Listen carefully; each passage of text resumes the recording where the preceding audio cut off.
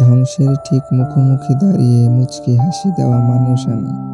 হয়তো পাগল, হয়তো অনুভূতির ভেতর লুকিয়ে থাকা এক অতল অন্ধকারের বাসিন্দা।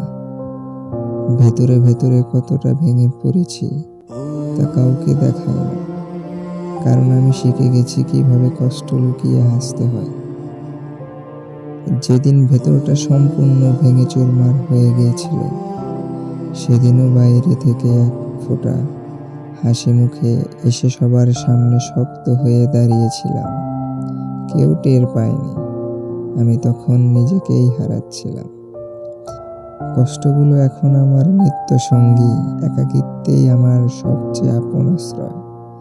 মানুষ ভাবে আমি সুখী, অদম্য, শক্ত, কিন্তু তারা জানে না প্রতিটি রাত আমার কাছে এক একটা যুদ্ধক্ষেত্র, যেখানে আমি চুপচাপ নিজের সাথেই লড়ে যাই। নিজেকে বারবার বুঝিয়ে বলি তুই ভালো আছিস, অথচ আমি ভালো নেই। আমি প্রতিদিন একটু একটু করে ভেঙে যাচ্ছি, আর অদ্ভুতভাবে এই ভেঙে যাওয়াটাকেই আমি যেন ভালোবেসে ফেলেছি।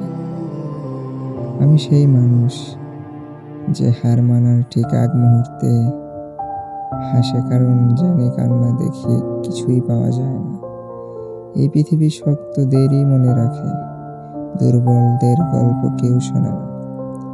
তাই আমি অদ্ভুত অনুভূতির আগুনে পুড়ে যাওয়া এক নিবিড় যোদ্ধা।